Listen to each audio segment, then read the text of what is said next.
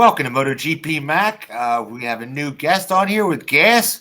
All right, to review the Argentinian MotoGP, a wet and dreary affair. And Just want to correct you there now, Jake, right? It is gas racing. The guy doesn't have gas. right? Well, we just call him Gas by his nickname, Gas. Yeah, gas. Okay. You know, it depends on what I had for lunch. Yeah. Anyway, welcome. And yes, I don't think it was a pretty dreary race. I thought it was. I mean, outside it was raining and drizzling and yes, proper weather. Yeah, England, yes. Yeah, England, not Ireland, England. Yeah, Jake. You're learning, better. Kid. You're learning. Fair play to you. Fair play to you. So I'm going to start this off with a weird thing that I believe. Do you know who I feel is the most under pressure person in the paddock this evening? I do. I know what you're thinking. I bet. Go ahead. Pecco Bagnaia. No. Yeah. So if you were on Yeah. Luca Marini. Luca Marini, why? Because he's going to get fired? He's the only VR46 Academy rider in MotoGP that has not won the race. So he has the least amount of pressure on him? So he's the most now because they've all. Oh, I thought you said. So I stand corrected. I thought you said least. Okay. Did I say least? I thought it meant most. Yeah. Yeah. Am I losing Gas, the GR, or whatever you want to call? Gas. We call him Gas. Yeah. So what? Out of the four Academy riders, he's the only one left.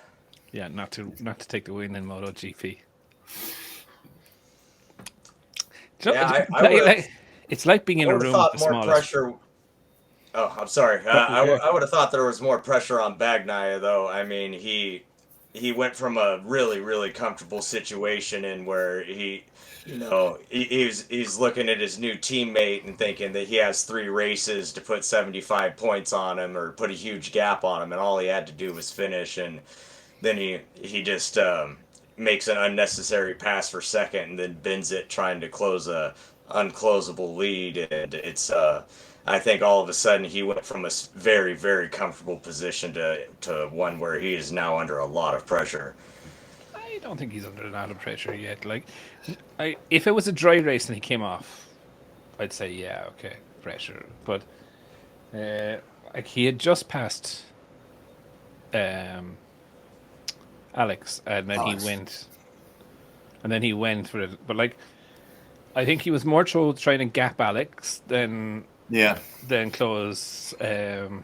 Because I guess 7 seconds. Was it 7 seconds or so at that stage? Yeah, it was way out there. It was never coming back in 10 laps. Yeah, I think he just lost his concentration. But you know what? At that lap 13, right? There was 13 laps left. Excuse me. I could see his front end starting to wash, right, in the one corner. And did you see he put his foot down? They showed him close. He starts to wash. I'm going, don't do it. I'm thinking in my head, don't do it, kid. Your guy is set. Don't do it. And then he did. And I'm like, oh, you dumbass. I can just see it. You see it coming. It was like, yeah. Okay, but where he was at that stage on his field, right? His hand was on his woman's leg. You know, who's not going to go for it? Yeah, you know what I mean. For me, I was just like, He had his more like his woman hand on his best friend's woman's leg, and he shouldn't go for it. Right? Yeah, but I think I don't know, man. I was just looking at it, and I was going, he knows very well what was the threat. The threat probably wasn't Alex Marquez.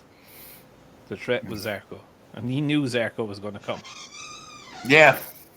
That's another good point. Yeah. I don't think it was a rush of blood to the head, but I think it was. No. I think he lost it. But Alex Marquez this weekend, man, oh my god! And I know this sounds absolutely terrible. I just keep sitting there going, what would Mark do on that Ducati?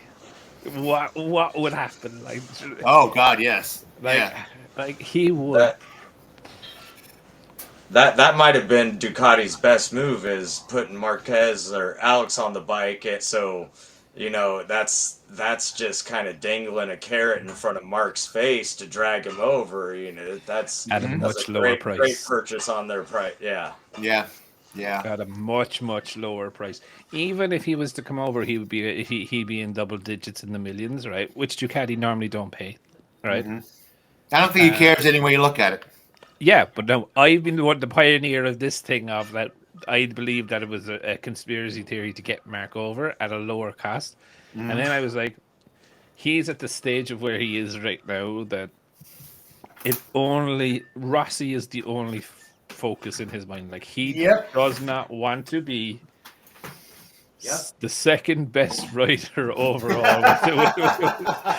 Do you know what I mean? It's just like, and like, I always find it funny when you hear the commentators or even what Marcus said, like, I've done this to my arm so that, I can win again, and, like, this is how committed I am to the Honda project and all of this. My arse, he's committed to himself winning that 9th and 10th World Championship just to destroy any legacy that would be there for Rossi. Well, I'd be the same, to be honest. Yeah. To be fair. I mean, I bet you that Marquez was throwing beer cans at the TV and yelling at his manager, when can I tell Honda to go stick that piece of crap up at their ass? That's actually what Neil Hodgson said on thing. He's like, Mark is sitting there watching TV because they showed a picture of Marquez sitting on his couch saying, let's go, right? And Haji then turned around and says, like, I can bet you his manager is probably behind him trying to get through that contract to say, is there a way out of it this year? But yeah, so who was the standout rider for you, Gas, in the race? Well, I got to take Zarco. I mean, I'm not really a Zarco fan, but I appreciate the man for the work he does. He's incredibly consistent. I mean, he's very mindful, and I didn't, I don't think any of the bookies picked him coming through the ranks, even though, a lot of people then could see what he does in the rain, might expect it, but still, I give it to him. 11 times in second place. Yeah, he's quite the bridesmaid. Yeah, my God, that kind of drive you nuts. It would have to just like, and I think he's the sort of rider that one win would settle him big time. Do you know what I mean? But I thought Zarco rode great. It was just maybe the first 10 laps, 7 laps, he just wasn't there. And if he could nail it, I think it would have been awesome for him. I thought, I'm gonna go out there on a limb, right? And look, this is not because I don't really like Raul Fernandez, but I don't like people that talk out about their team in a negative way when they're only just in the door. But he got his ass whooped by Augusto Fernandez on a KTM. Well, gas, a rookie. Now, saying that, so did Maverick, so did Leish. So, like, Augusto Fernandez for me was a standout rider today. Do you know what I mean? Wet conditions, perfectly easy for a rookie to throw it down the road in the first corner and go, I'm a rookie. Do you know what I mean? But he rode a fantastic race, in my view. And like, he's putting manners. I think he finished 11th, was it? I think it was 11th. Something like that. Yeah, I think it was 12, and then I remember 10. Yeah, I think it was 11. So I think for me, like, himself and Bezzecchi stood out. Now, Bezzecchi from morning warm-up was just... He definitely gave his bike a few lines of cocaine this morning. I was like, hey, honey, let's go. They were gone, but yeah. What about you, Jakey Poo? Anyone else stand out for you? Who stand out? I say Marc Marquez because he was going as strong as he could. The whole his improvement has been so great on either in dry and wet, and he had an outstanding start. His starts were outstanding. He jumped right out there, right from the get-go. And he just ran out of tire, I guess. He just seemed like at the end he started to drop off. If it wasn't for that, he'd be second. Yeah. Now, I was thinking at the start of the race there was going to be a I thought Miller was like fucking determined, right?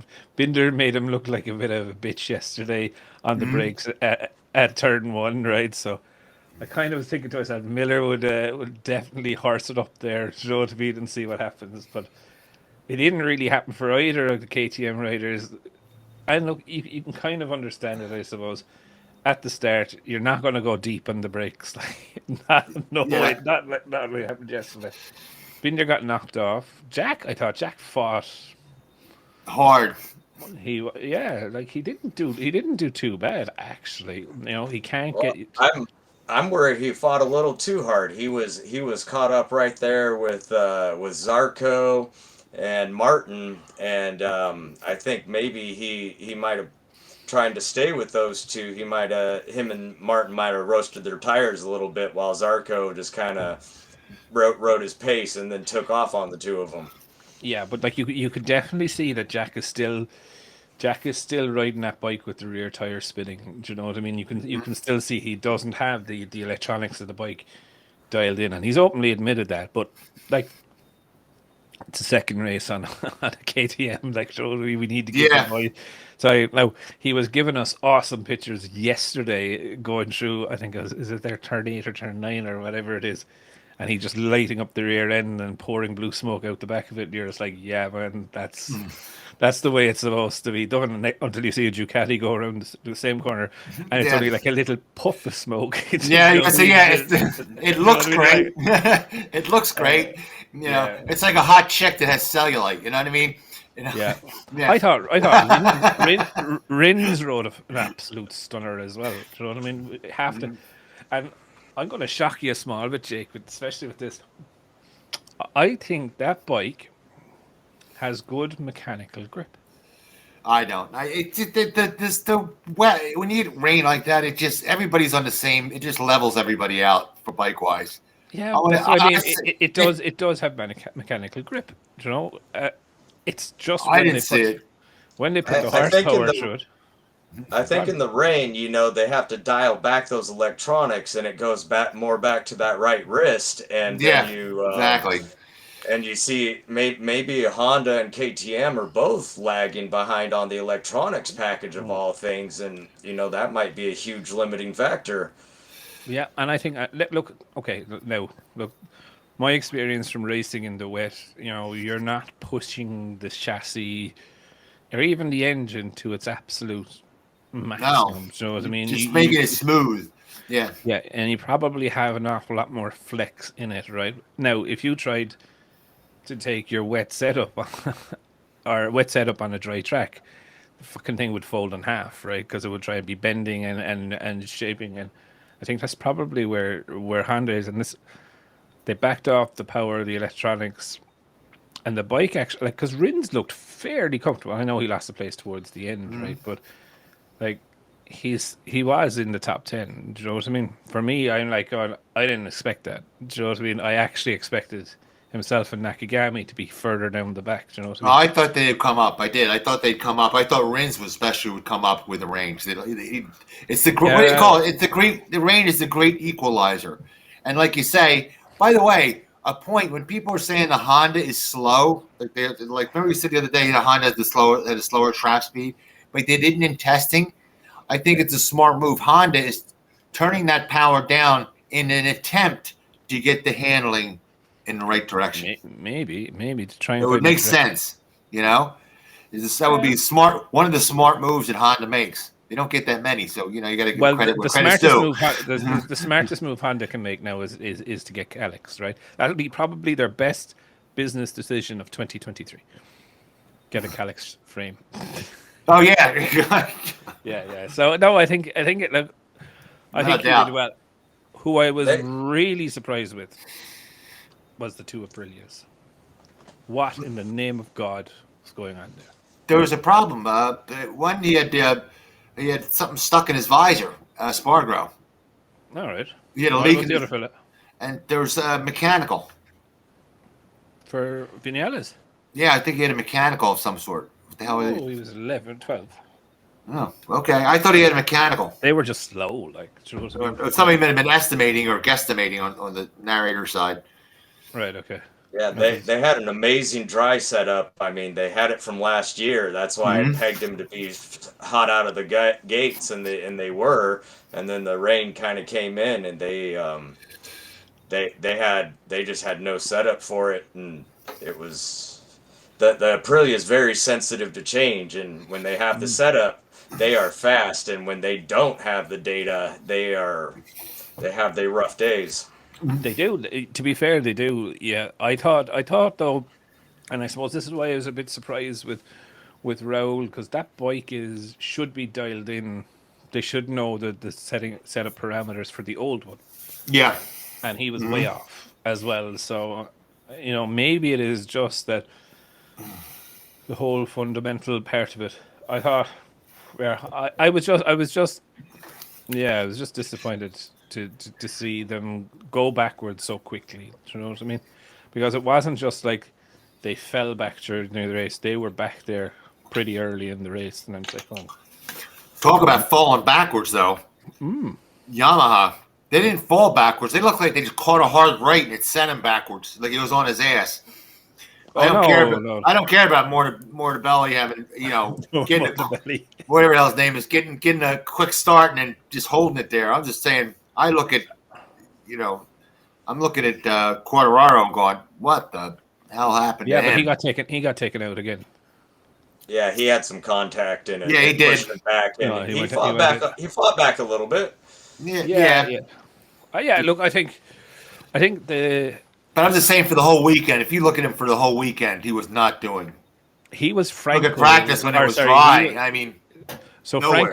Franco of 2020 this weekend, and I think Fabio was Fabio of 2020 as well. I remember you could see it, like, if you gave Quartararo a slap in the back of the head, he started throwing the toys out of the pram, screaming and shouting, giving out, moaning, bitching, complaining, spitting the dummy out of the pram, and like you could see it every practice that he came in, like or every time he came in, he was fucking gesturing and giving out and throwing gloves. Screaming, he was not happy. You're just like, okay, but it brings up the whole point, because Luca Marini said after the sprint race, he said myself and the Yamaha were the same speed down the straight. Really? Yeah. No, I don't. I'll. But that's what his thing is. Like, he found it hard to pass the Yamaha down the straight on the Ducati.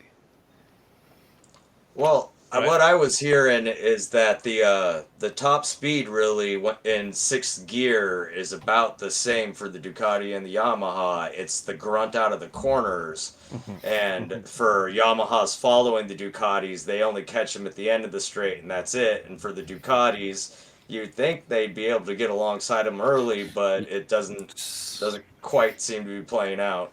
Spot on. And actually, what happens there is, like, if you look at it when they come through turn 3, it is an opening out corner, right? So they're actually accelerating through the corners. So it's not like the hairpin saying COTA where we're going to go to next. The hairpin onto the straight there, right?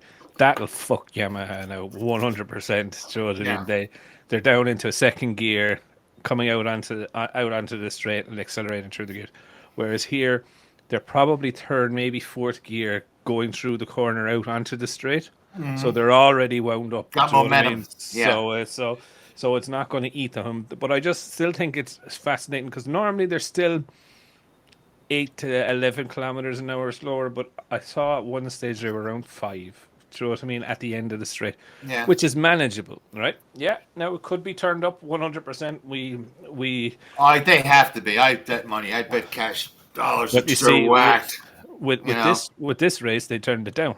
Yeah, that's what I thought. Yeah, this race they could turn it down. Yeah. What am I saying? But it was very funny. I was listening to someone talk yesterday, and they were saying they were just going through what Quartararo's problems were, and that they shortened the wheelbase and the front was coming up. They lengthened it, and he couldn't feel what was going on, and he couldn't keep his corner speed up, and all of this. And the commentator was just like, and he just said, he's like, Andrea Dovizioso said, it doesn't need grip. Andrea Dovizioso said, it needs grip, not power. And Quartararo said it needs power, not grip. Yeah. I'd go with Quartararo, being he's on the bike. No, this was last year. So when they were talking about this year, right? But now Fabio Quartararo has his power, and he's like, I need grip. Yeah. I can't feel it. I need grip. And it's just like, careful what you ask for, kid. So, but he is in serious trouble this year. Yeah. The inline four is on his way out. You can only cut the pie so many ways. You know what I'm saying? We're not allowed to mention it. We're not allowed to mention it. 3 or 4 races in, that was the agreement. Yeah, it's like the elephant in the room. We don't see that, you know. Yeah. I'd like to see him go better too, but it's the last inline four in the paddock. But I got to be realistic. Well, for months I was convinced that Honda owned a news agency. Well, they probably bribed their way there. And the chief executive of Honda was getting a special newspaper saying that they won, and it was the bike, and it wasn't the rider, and everything is great, and it's fine. Now, I know that would sound like maybe something would happen in China, but I'm sure it was happening in Japan because they were completely oblivious to what has gone on. Obviously, Johan Mir, nasty crash. And I did see on Twitter some fool was blaming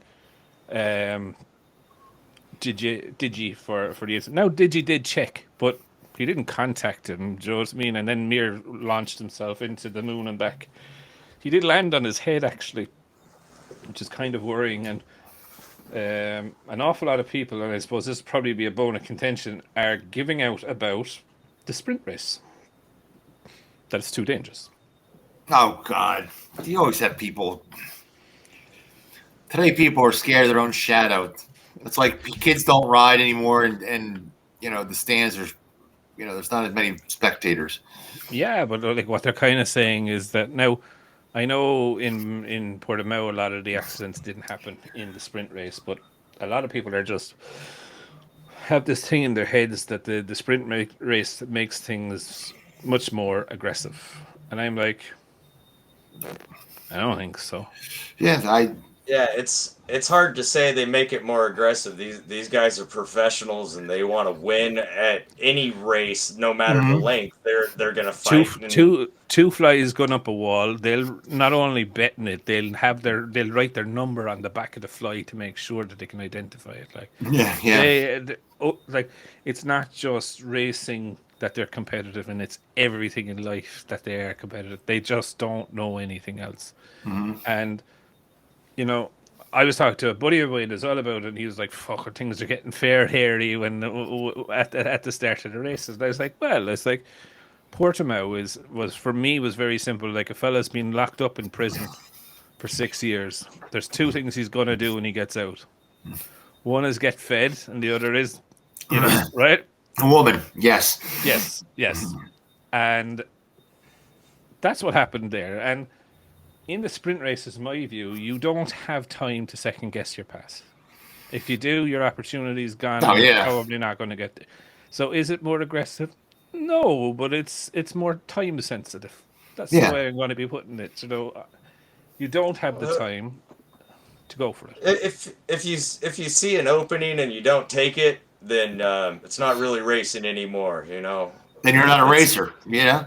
Yeah. So that's a very famous Ayrton Senna line. If there is a gap and you no longer go, you're no longer a racing driver. So, I mean, you have to expect these guys to do it, whether it's the sprint race or the feature race. They're going to. I mean, no difference really in the danger there. I think we've just had a bad run for the beginning of the season. There's been some unfortunate luck, you know, to have 5 riders out second race, but it's it wasn't the sprint race that did it. No. But people believe that people are so charged up over the sprint race that it's going to. For me, I think it's a brilliant thing. Now, the only thing it does do, right, it makes Sunday's race a little bit. Do you know what I mean? And I say because the sprint race is all about sprinting. Do you know what I mean? It's like soft tires, hard as you can, 12 laps or whatever it is, right? Whereas the main race anyway, like you can't go flat out for the 24 or 25 laps. You just can't. No. Your tires will. So there has to be that start where the elbows are out, ready to give a man a tub. But then you have to come back and hold it, right? And you have to say, I need this tire, or I may need this tire with 5 laps to go. So I'm going to treat her nicely till 5 laps, and then I'm going to destroy her. You get that middle lull in the middle of the race. Exactly, but like the pacing. That's okay. Yeah. So that's like the piss break, or to go get another beer break, or you know what I mean. You time it right. You know what I mean, that you can. The ship is steady. I can take the hand off the wheel and go and do it. But I think where MotoGP probably is in a bit of danger with is that people are going to start tuning in for the sprint race only. I don't know. It's a possibility. I think once they see the sprint race, that'll get them to start to go with this. I think one will barrel into the next. It's like a domino effect. I think it'll go in the other way. But Christ, if you're talking about incidents, not to beat up a dead horse. If you take Marquez out, he had 3 incidents all by himself. I mean, the last sprint race. I mean, he's like a one-man wrecking crew. Miley Cyrus, and he came in like a wrecking ball. Yeah, it killed me when they had the announcer today, and he goes, poor Anaya got smashed into by Zeki, right? They're talking about the last sprint race. Because with the last sprint race, we had Marini. Poor Anaya got smashed in by Marini, and then there was a mild three rider collision. I'm going, what? You're saying that it was so bad that one guy runs into another guy, but the 3-rider collision was nothing. It was like, oh, no problem, you know. Yeah. Now look, it's easy to lambaste Marquez, right? And like he's getting a grilling, and even Honda are getting a grilling. And I don't know, do people fully understand actually what Honda are appealing to? Yeah, I do. So basically, they're not appealing the penalty or anything to do with the penalty. They're appealing the change of location. Yeah, the wording on the document. Yeah, the lawyers. They're lawyering up trying to get out of it. Come on. No, and look, I know the OJ trial. I know this. I know this from racing. Any good parent. No, there's a point. There's a point to it. You know, if your kid's the devil, you don't say after a while. You got to say, hey, listen. You call a spade a spade. The kid's a pain in the ass. You know, that's the way it is. I mean, I'm sorry. I'm the Marquez fan here. Gas, you a Marquez fan or not? I'm not a fan of anyone, honestly. I just like good racing. Yeah. Fan of racing. But it's the only fan I am of anything. But what? I'm not a fan of any other manufacturer. You got to give me that. Women. Oh, well, women. We're not racing women. But I've had some fast girls in my life. But anyhow, but you can't get around it. He's done it so many times. You know. Yeah, come on. You got to call a spade a spade. If it looks like a duck and it walks like a duck, it's a duck. I was an absolute fucker when I was racing, and I can remember my dad, and I was one of those little bastards that would take off your exhaust pipe with my toe in a go-kart. Do you know the way that there's little clips that hold on? So if I couldn't get past you, I'd take off the clips with my toe, right? Mm-hmm. So then your exhaust pipe would start flailing, right? You get a black and orange flag, and I go past. Well, that's because you're a prick. We know that.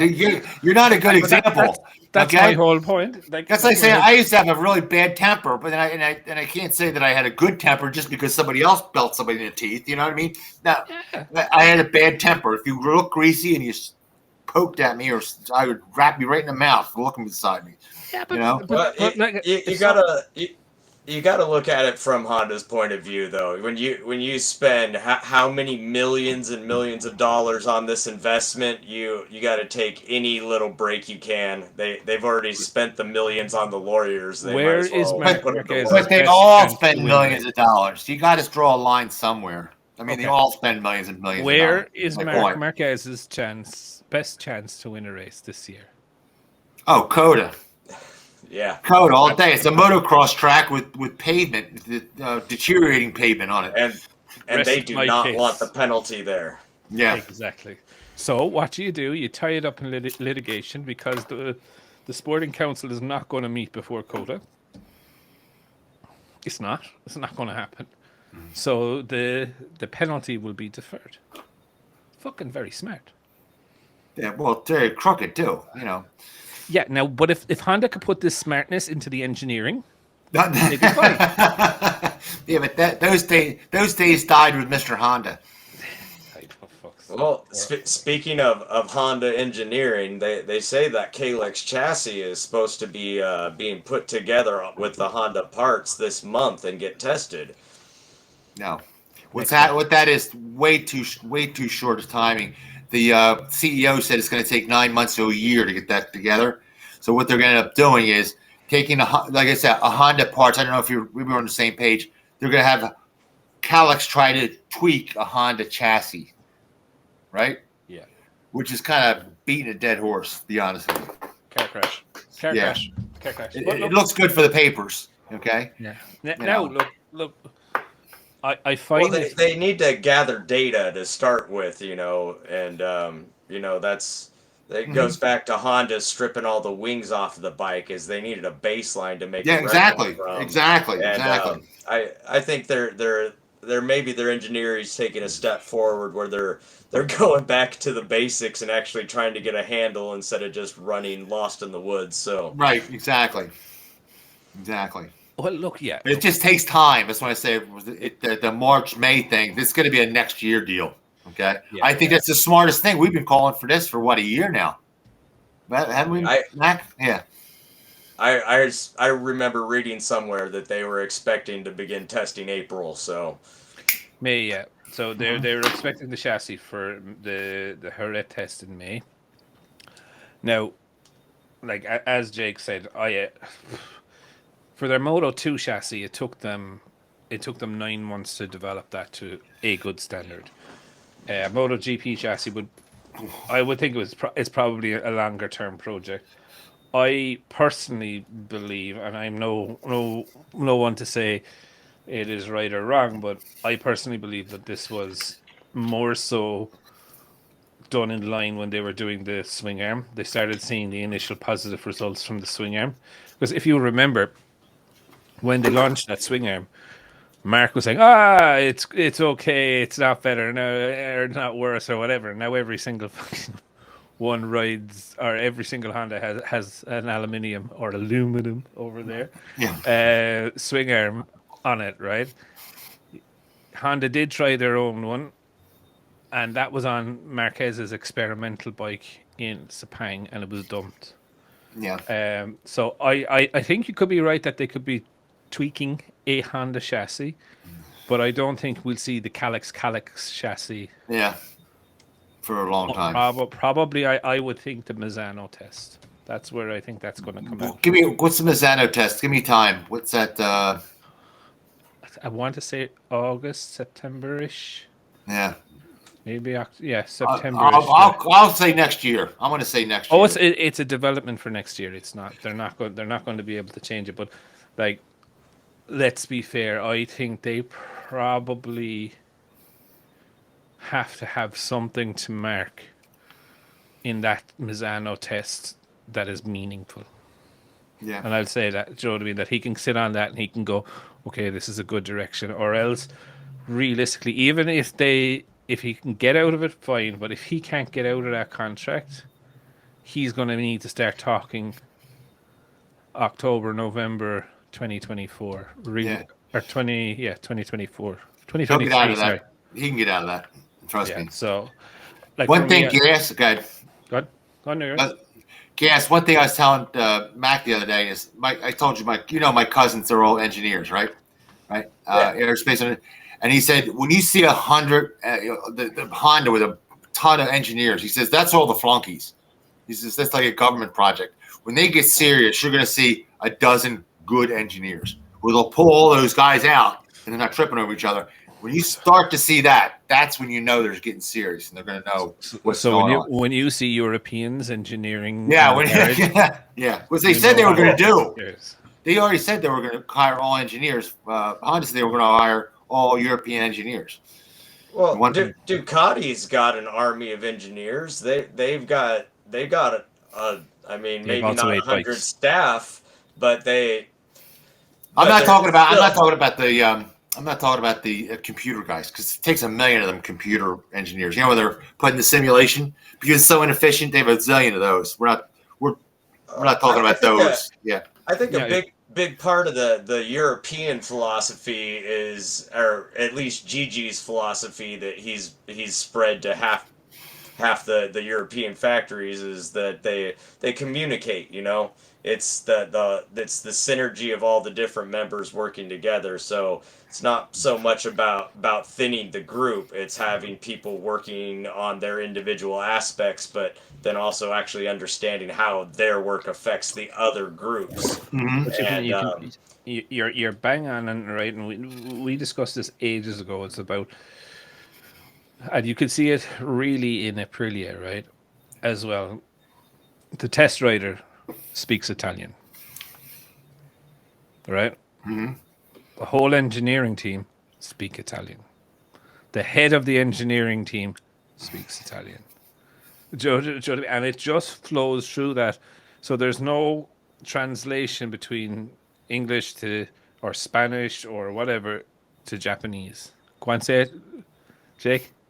Yeah. Mm-hmm. That's your favorite word? Japanese. There we go. But the Japanese, the other thing is, the Europeans learn by their mistakes. I did it, screwed up. Okay, we'll try next one. Right away. Boom. Japanese are not allowed to make mistakes. It's like a horrible thing for them. And so they'll go off if they go off on the wrong tangent, they stay on that wrong tangent until hell freezes over. Yeah, you know? They're big on copying things. They're good at copying things. But innovation, they suck.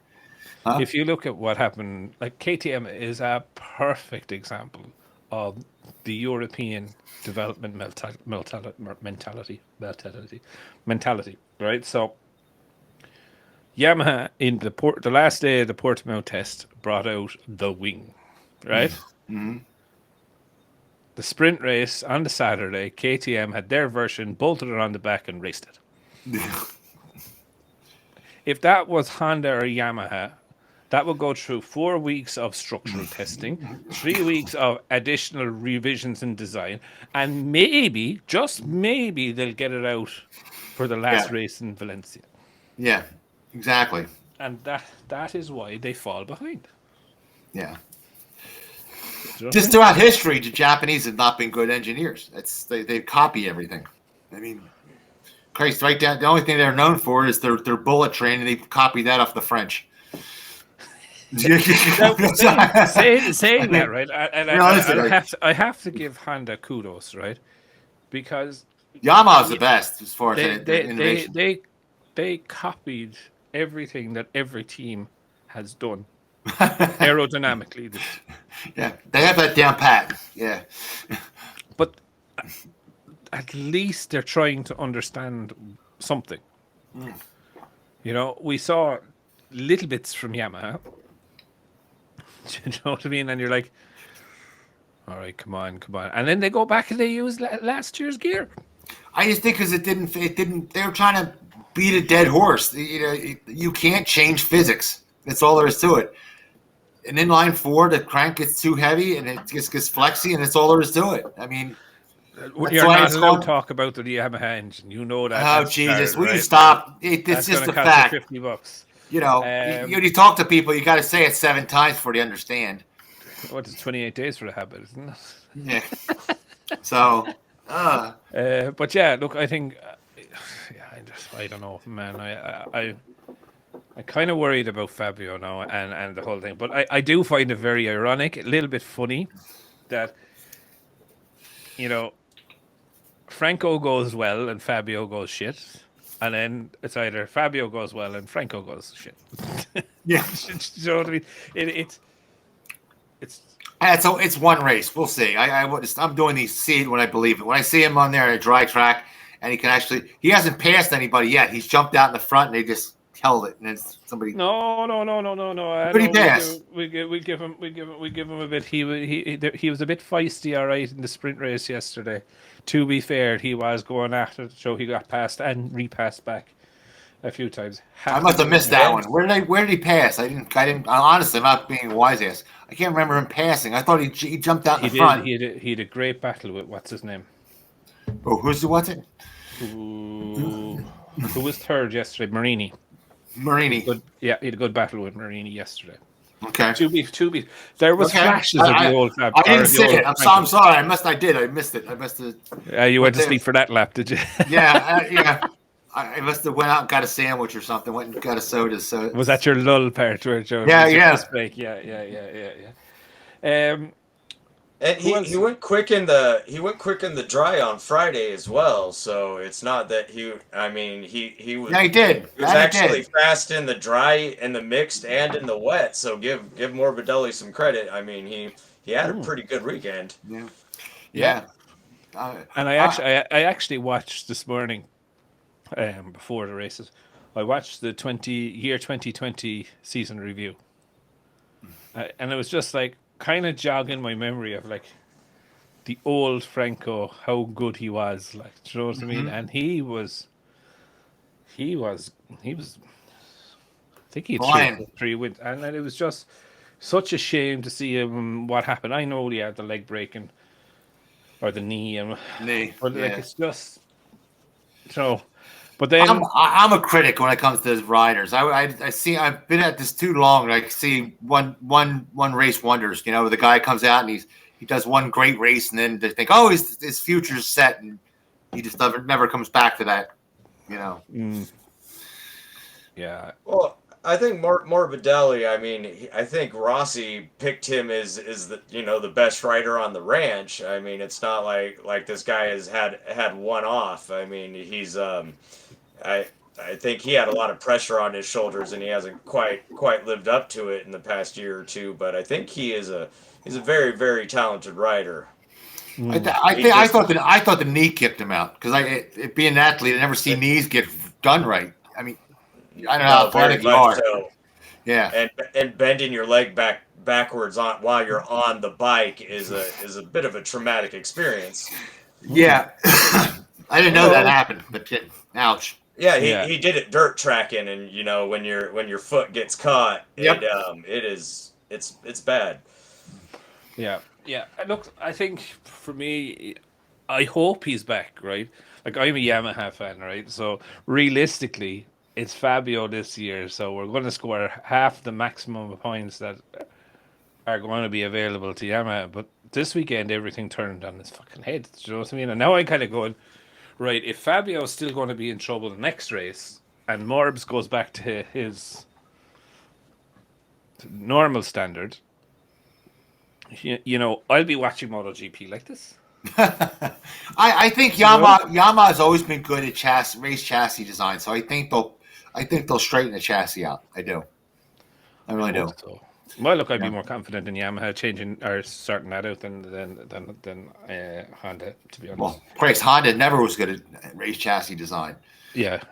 Now, KTM's, though, right? I hope. They're just beating a dead horse. Good. Who? Well, KTM? KTM, I mean, the steel chassis, the feel is there, and the ability to rapid prototype it is, I mean, they can turn around in a week and bring a new chassis. That's unheard of. So I don't think they're completely in the wrong by trying to embrace it. I mean, but you look at Yamaha, you say it's the motor because it's the one big thing that's different. You look at KTM, you say, well, it's the chassis because it's the one big thing that's different. But they want to look at it like we have something different, so we have an advantage. We just need to figure out how to use it. Well, the steel trellis chassis has been around for 40? It was the hot setup 40 years ago, and 2010. I remember that the Ducati went away from it, and they said, "Listen, the rule of thumb, it was even in the books about chassis design, race chassis design, that 200 was the rule of thumb, is the most horsepower you could get out of one, where you could get the correct flex and horsepower. Okay, the stiffness and flex, you could get the mix. Then MV took it to 240, right? And they had a great handling chassis. It was in World Superbike.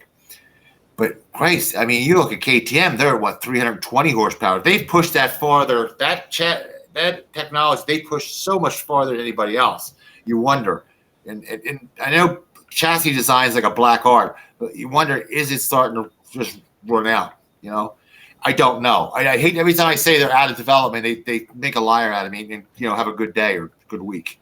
So I don't want to say they're out, but what bikes were the slowest in the straight line in the race?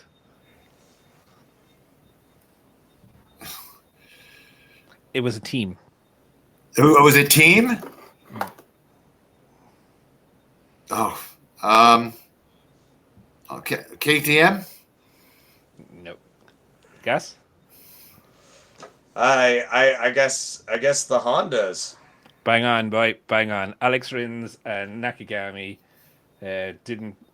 Nakagami was 326 and Rins was 329. So Honda is the slowest thing that's down the straight. Now I know it was a wet straight, so yeah. But that was the same on Saturday. I remember you saying Honda was slowest on Saturday on the sprint races. I didn't know if they changed the set difference in the regular races. It was relatively slow.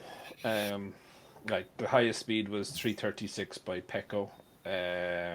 Equaled actually by Martin and Bezzecchi, and Yamaha's were at 334, so there wasn't much in it, but I just thought that was.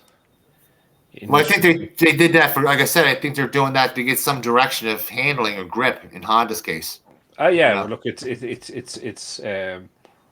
Well, everybody turns down and wet. It's wet anyway, so.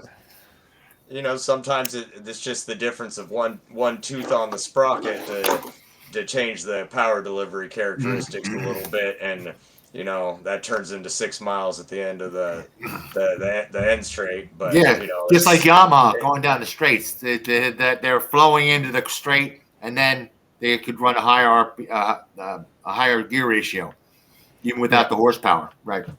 Yeah, and just to try to get actually, So the fastest overall in the weekend down the chute was Jorge Martin at 3:45. Martin always seems to be the fastest guy for some reason. Yeah, but like Bagnaia, Bezzecchi they're all within like a kilometer an hour of each other. Morbidelli and Quartararo were 3:42. So it kind of just shows you how the run out onto the straight does help them in comparison. What would be interesting to see is at what point in the straight do they top out there at? Do you know what I mean? Yeah. Mm-hmm. And as Cal Crutchlow said, sure, the braking zone, or it could be in the braking zone where the top speed is. Yeah, if you run on, yeah. And the Hondas were down towards the rear of it. Top speed wise. Did either one of you guys think that this weekend changed the end game at all? The chances for the title for anybody? Well, for me, yeah, big time. Yeah, like we now have last year's Rookie of the Year leading the championship. Yeah. But I'm saying in the long run, do you think that's gonna change it? I think now in Bezzecchi's head, he is going to do a Bastianini of last year. Yeah. I think poor old Zarco's fate has been sealed. Test rider. Yeah. I think Zarco needs to hurry up and get that win because unfortunately he is destined to become a test rider. He's an amazing rider, and I mean he's good enough to be a Grand Prix rider, but they want someone that's bloodthirsty and that's killing to win and not thinking while he's on the bike, unfortunately. Yeah. Now I would like if it was just this result and Bezzecchi won and that was it, I would say but like he's been on it since Portugal. Do you know what I mean? Mm-hmm. And he is young and he's dumb and he's going to throw it down the road and make stupid decisions. and Yeah. he's exactly what you want. Do you know what I mean? Like, kind of like a date. You want him young and dumb. yeah, you can make a fast rider reliable. Do you know what I mean? You can't make a reliable rider fast. Do you know what I mean? Yep. And unfortunately for Zarco, he's more into the face of the old reliable than the fast rider. Now, don't get me wrong, he's still fucking... Listen, he could go to World Superbikes. Like, who is not to say that he could go to Ducati World Superbikes? He's light, he's small, probably lighter than Alvaro. I don't think anybody's lighter than Alvaro. I got shoes that are heavier than him. You know, I think Ducati will be very loyal to him. Yeah. Saying that, we do know Ducati like to have a test rider that speaks the same language. Now, if he speaks Italian, which I think he does, Yeah, no, that does, yeah. that could be. I think so. You could see him off to KTM. Which Yeah. would be because KTM are hungry, really hungry for a test rider. Because Danny's getting old. Yeah. Mika Kallio's getting old. Yeah. And KTM pays engineers and test riders very, very well. So look, I think his test riding future is bright for him. But I think going home on the plane tonight, I think he understands that next year might not be his. He might not be back there. Do you know? Yeah. Yeah. So then the question comes: if Bezzecchi goes to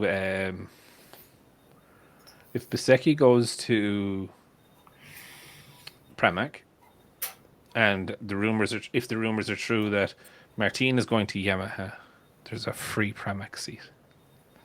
Mm-hmm. Dun, dun, dun. You know that's gone.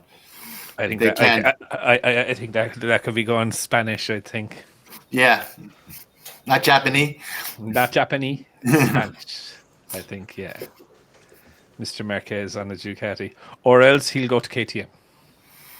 Yeah. They are freakishly do not like change. The whole family, if you notice. You see the documentary on them? It's really strange. I found it very, very hard to watch. I didn't see the documentary, but I did see the end of qualifying. And while Alex is off the bike standing in victory lane, his dad comes over and bitch slaps him. What was that? Maybe it was just a friendly "I love you" smack, son, but it looked pretty damn solid. And yeah, that was about the strangest thing I've ever seen. Congratulations, son. Here you go. Yeah, Okay. that's a strange family right there. They are a very strange family. There was at one point in the documentary where his mother was talking to him about wanking.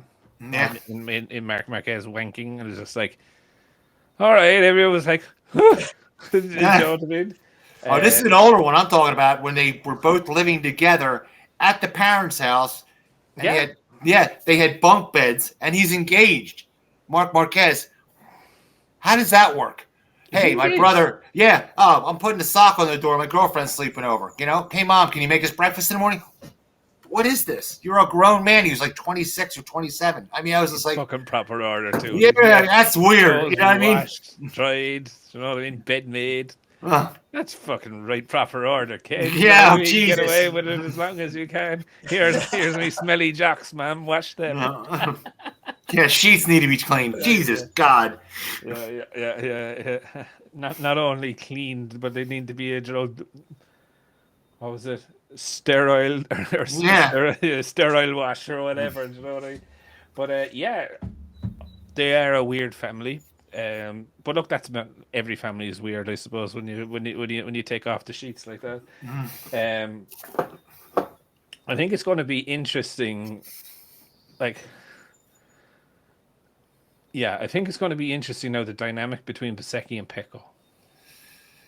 You think so? They're in different teams. I don't. They're not different teams. They're not. It's Team Ducati. Oh well, it's Team Ducati, but they're also in VR46 I think teams, Academy. Yeah, VR6 and one's factory. One's the factory Ducati, and one's VR46. Different teams. Yeah, but there was every Ducati that finished today in the points. Mm-hmm. It's not a factory Ducati. Yeah, I know. You know what I I mean? have a bad habit. I get Nia mixed up with Bezecchi. If you notice, I'll leave like yesterday. We're picking riders. I'm like, I know what's going on. Who's that guy? How in Yeah, the name of fuck do you get the two of them mixed up? One is a big I fucking know. afro, He's not that right? big. He looks. Bezecchi isn't that Yeah, I'll send you. I'll WhatsApp you a picture in a minute. And you see his big afro, and then you're getting mixed up with the other fella. big. No, I mean, he has a big afro, which he cut down, but his body, he's not like a big I burly know. guy. He's a little guy. Yeah. There's not one of them that are a big burly guy. They're MotoGP. Yeah, right. Yes. They weigh the same as my leg. Yeah. You know, it's like, yeah. I just see one getting mad at me and just grabbed by the neck and he's holding his feet off the ground. Exactly. Go on. So I don't see Besecchi and Bagnai really having the issue. I think it's going to be when Enea comes back from his injury, and that there's going to be some inter-team rivalry there at Ducati, where I think Bagnai was handed a really big opportunity to put a huge gap between the two of them, so it would be a mute issue and not come up. And now all of a sudden, it very well is going to be a battle for dominance in that team. True, but I just don't think that Bagnaia or Besecchi, or sorry, I don't think that Bastianini is happy with the 23 yet. Like, you have to remember this, right? Besecchi is going from a 21 to a 22. Okay, it's not that big of a jump from a 21 to a 22, Duke, but it is a big jump from a 21 to a 23. Yeah. Does that make sense? Right, So exactly. he's still betting in that difference, where your man is like, from the 21 to a 22 was a real positive change. You know what I mean? How the bike reacted and handled. So there's not that jump there. So I still don't think that Besecchi or Bastianini is comfortable yet. So I do think Pecco probably has another 2 to 3 rounds to outscore him, right? Mm-hmm. I think Mr. Marquez next in 2 weeks' time in COTA will nigh on be unstoppable. I think Marquez could actually put the MotoGP engine into the back of a bathtub, and he would still be fast around COTA, right? Yeah. You know what I mean? Compared to others, right? Mm-hmm. Bastianini comes back. It's the shoulder blade that's broken, or that he broke. It wasn't actually the collarbone. Right. So I don't know much about that either. Somebody's had to fill us in. It will still take time to heal, but like these guys, once the adrenaline starts to flow, it will disappear. But I still think it's going to take him that bit of time. Yeah, I believe they said it was not his shoulder blade, but the cuff, and that's a little bit of a breaking your collarbone's not a big deal, but the shoulder blade is it's a longer recovery. And also at COTA, I believe they've repaved a large section of the track from up on the top of the hill, dropping down to the back straight. So they had to turn 9 to 12 or turn 6 to or whatever. They did that last year. Yeah. But again, you have all the NASCAR big heavy fucking trucks that I don't know why they even call them cars, because they weigh more than trucks over here. Yeah. Right? Yeah. You know what I mean? It's a car. It's a fucking truck. You have to see the size of it, right? And that just destroys. Now the Formula One is bad, right? With causing little micro ripples in the tarmac, like so. And the basic code, the ground itself, the base supposedly shifts. There. Yeah, it's not real stable underneath. The prospecting there, all the oil drilling under Texas is made it pretty shifty between the water tables and the oil drilling. So you actually get a fair amount of land movement there, and those bumps actually are moving every year. So it's not the same track every time they visit. Exactly. Wouldn't you love it? Not really. No. But yeah, look, I think maybe that's probably well, the fact that it's a left turn circuit as well, right? But I think that's what maybe Marquez is just so comfortable riding around that stuff, the bike going wherever it wants to go, and he's just hanging on. Yeah. But look, I think it's going to be interesting. I think Bezzecchi, though, for me, has put them all on notice. Do you know what I mean? That he's no longer this rookie that's thing. He's now a race winner. Yeah, it's like winning a title. When you cross that mark, you get better. You have that. Yeah. Now this gives him that little bit now more confidence within himself. That firstly, I've fucking done something Johan Zarco hasn't done. Yeah, that going to be a kick in the balls, isn't it? You know what I mean? I've done something my teammate hasn't done. Who came here last year? My vastly more experienced teammate, I would say. Do you know what I mean? And I think we're just going to see a different. Now he's not going to be walking around like Billy Big Balls, like I am God's gift. But it's like it's rider mentality. Do you know what I mean? It's like on the thing. When you get a taste of the win, you want it, and it makes you push harder for it. Exactly. Yeah.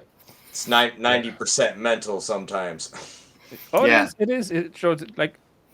And he cut his hair, by the way. You might think that's stupid, but I know in fighters, you see a guy who's cut his hair. He's not worried about tattoos or hairdos. They seem to be much more focused on winning.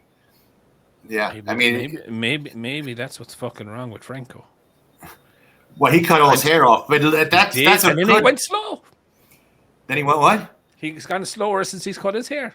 But usually it's the other way around. If the guy's clean cut and he's not getting tattoos and he's like, it's an excuse. Will you, for fuck's sake? I'm gonna send that to his Instagram now. When you go back to being slow, say it's the hair, right? Yeah, it's Samson syndrome. Yeah, I say it's like Samson syndrome. Yeah. Yeah, because 2020 he had long hair and he was winning. Now he's bald and he's not winning. So it's the hair. It's not the bike. It's the hair. Can we get some a bit of Miracle Grow or something over the course of the next 2 weeks? Hair transplants, yeah. yeah. Get back the old Franco locks and get him going. Yeah, but yeah. Well, I noticed. Quartararo had like pink in his hair, something else, highlights. Really? Yeah, that can't be good. Well, Fabio's into his fashion, so he likes to strut his stuff. Mm-hmm. Actually, I saw the way he walks around with his suit open and whatever. Do you remember the burn that he got in his chest in Aragon? It's still there. You can still see the outline of where. And that's going to stay. Yeah, it's bad too. I mean, it's a big scar. It is, yeah, and it's kind of interesting that he hasn't actually gone to Alpines and actually got the base layer to prevent that happening again. Like, do you know what I mean? The racers, they're not the brightest bulb. The brightest bulbs in the box. Well, himself and Cal Crutchlow were the only two that I ever saw that didn't wear the base layer. And now that's probably a thing too because they get their race suits cleaned every fucking week for them. Do you know what I mean? But, yeah. I don't know. Has anyone got race suits and they don't wear their base layer in it, and they go out on a nice sunny day, and their race suit smells like shit then for the next 2 weeks? Because it's a thing. But you can see mine right up there. Yeah. Oh no, but like I have a couple of different base layers, and you can set the base layer to the ambient temperature. So like if it's really cold, the base layer is thick, do you know what I mean? And no air or no wind will get in. But if it's hot, then. But look, I wonder, like, if he had that on, would he have the abrasions that did it? It certainly wouldn't hurt. Unfortunately, I think he still would. I mean, if it went through that thick of a suit with the chest protector, with the leather. The suit burst.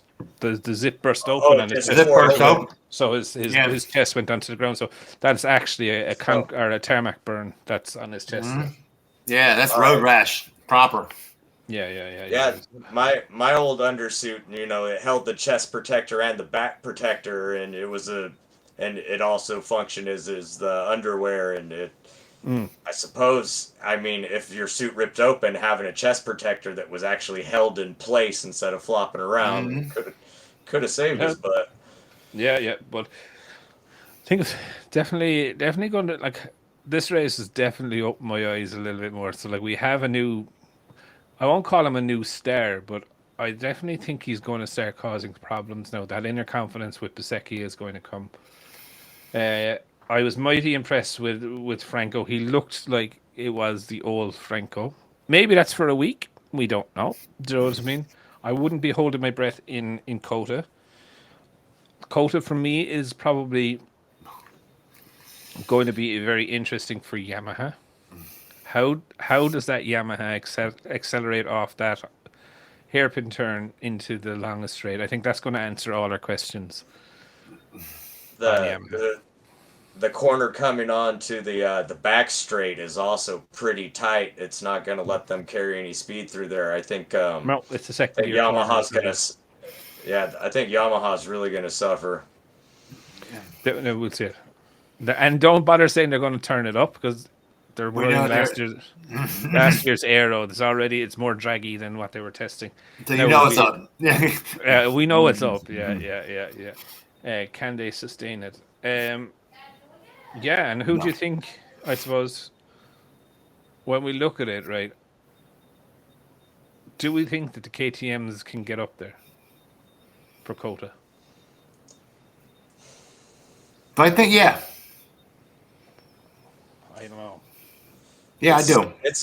It's a hard call. I mean, Ducati's going to dominate, and then I think the Honda actually won't be too bad because they do have that good low down grunt as well. So I think KTM's are going to have their hands full. I think Aprilia is as well. I don't think they have the best setup for COTA, and it's going to be hard for them to put something together that they like. I think it's going to be. I think that Marquez is going to make the Honda work, and Mir and Rins are going to be back markers. Well, as I always say, we're now going to be judging things by the second bike. Yeah. So that's a good indication to where the bike really is. Mm-hmm. Okay. That's a true way to do it too. Yeah. Unfortunately, in Yamaha's, I think there's only two of them. So if one finishes in the gravel trap and one wins the race, it's still shit.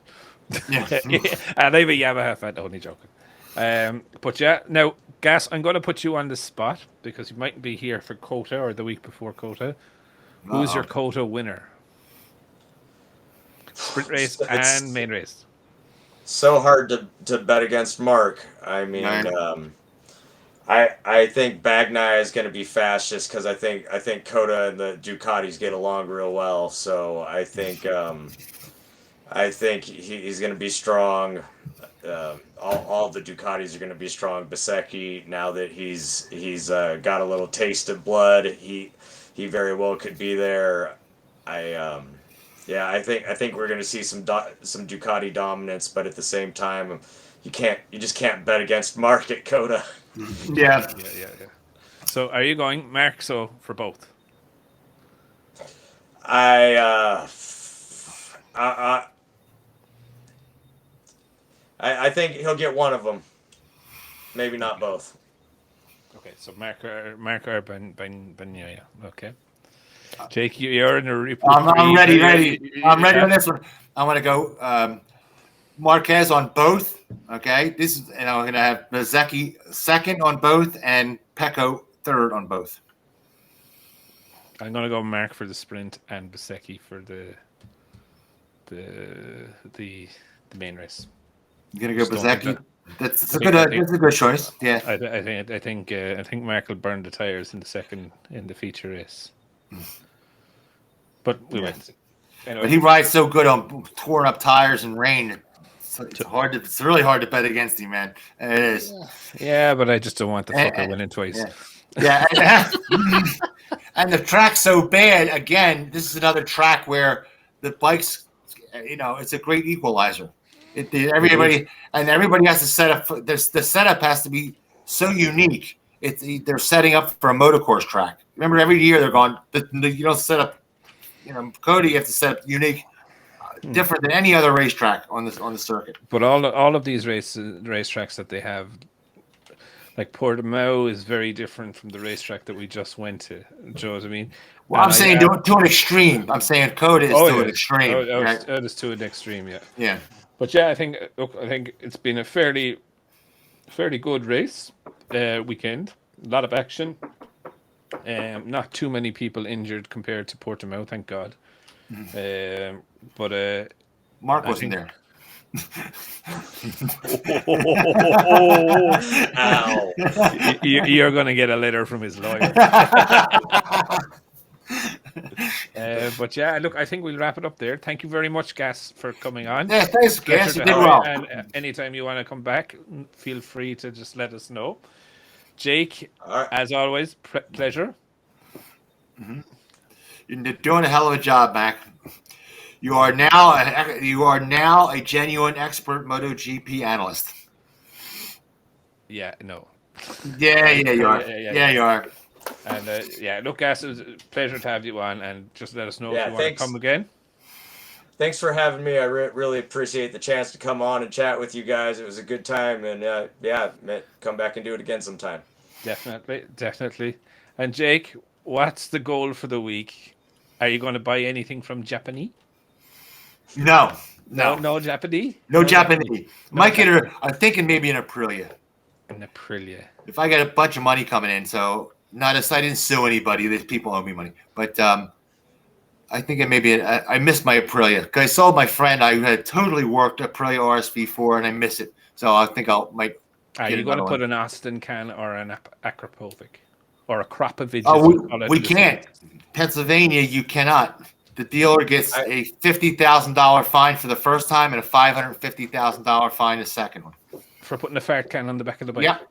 Yep. You just get a slightly older bike and you can grandfather around those. I have some street legal arrows on my Aprilia. Uh-huh. You can stick your fist all the way in them, but they're street legal. I have the paperwork.